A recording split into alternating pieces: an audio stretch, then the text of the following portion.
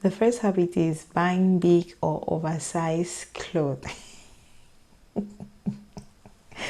used to be the head of this department. I mean, if I go to the market, when I enter Newtown Market, Just Trade Market, Muliko Market, Boyatao Market, Munya Market, and I see a dress that is beautiful and it's eye-catching, but it is big. As far as I know that there's a possibility that I can see a tailor who can reduce that particular dress to my size, to suit my size, then what's my stress? I buy it. Yes, I will buy it. If I go to the market, I see an outfit is beautiful but oversized or short, I'm going to buy it.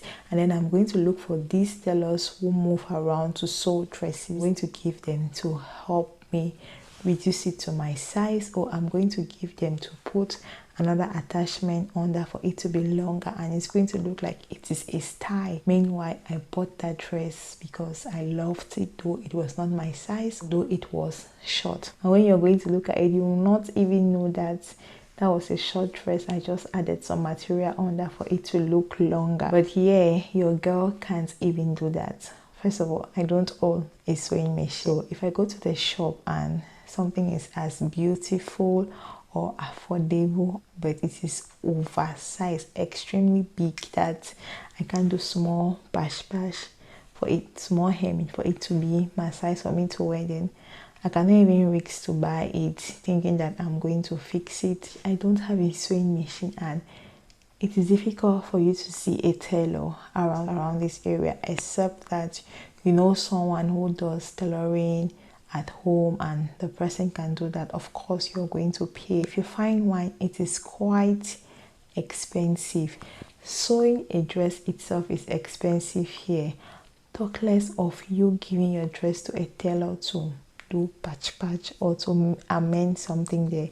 It is still expensive. Second habit that I changed from doing is repairing spoiled appliances or stuff. This has to do mostly with kitchen appliances. Back in Cameroon, it is very common, like if your stove has a problem, you look for someone who can fix it. Even if it's your bucket that is broken, you can look for these people who do gum your rubber, who fix those things. They can fix it for you. Or if you have a pot that is burst, they can fix it for you. But yeah,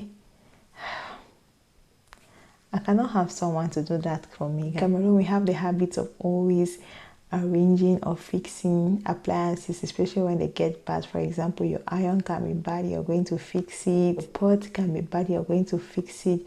Your bucket can be broken, you're going to fix it. You just go to the fire, melt rubber and do some attachment, then you're going to fix it. But here, I can say that I have stopped doing that to some extent. Not because there's too much money to be buying new appliances, no. So you don't have no man that you can easily call and the person comes and fix something and you can pay the person later or pay the person immediately. There's no man here. The cost of fixing certain appliances is extremely expensive, that when you think about the cost that you are going to fix an old appliances, you're just like, let me just go and get a new one. There's no need fixing this old one. For example, my phone is bad, my PC is bad, but the cost I was told to bring to fix it, I can get a new PC or a new phone for that price. Moreover, there are some appliances that if you buy with an insurance, when it gets bad, you can call the insurance company and they give you a replacement.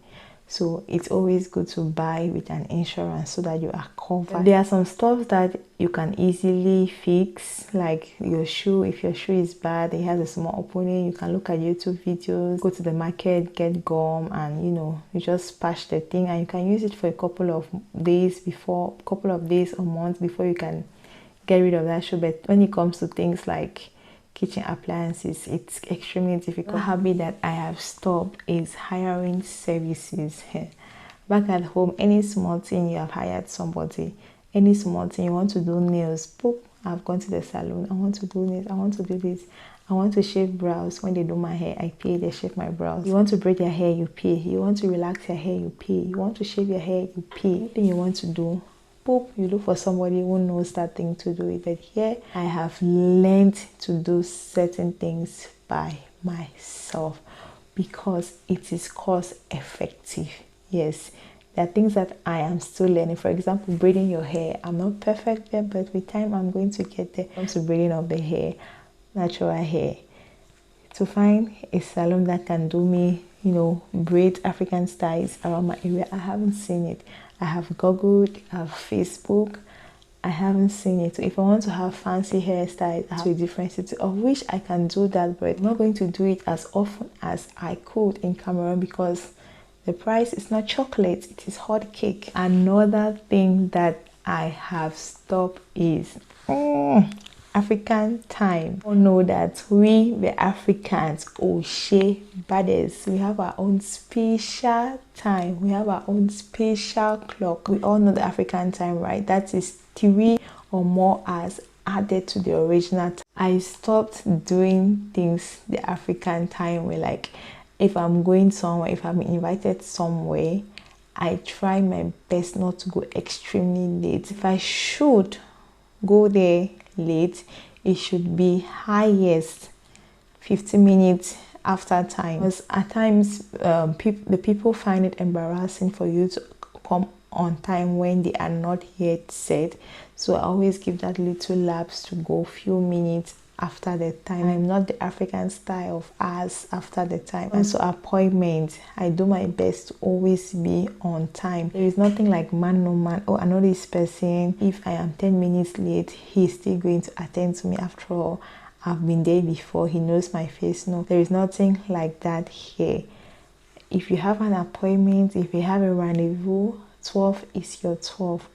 Before 12, you should be there. By 12, they are attending to you. If you come late, you might be lucky that they attend to you depending on the time of the day that you have your rendezvous. At times, they're just going to tell you that, oh, take another appointment. You don't want to waste your energy, waste your money for transportation to go for a rendezvous and they don't end up attending to you. Yeah, I have learned to be more time conscious. The thing I have stopped is trying to be so familiar or careless.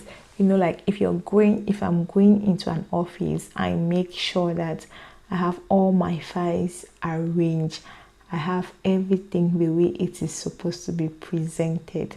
I'm not going in with the notion that, oh, I was there last week or last month. Obviously, the person knows my face. No, they see a lot of people every day. Chances that they might not recognize you, and it's always good to go with all your documents well prepared ahead of time. Another habit that I have stopped, which is annoying to me, is stop bargaining. Yes, it's annoying to me because I'm a woman. I love to bargain. I love to bargain. I love to bring down the price. I love the price to be what I want it to be.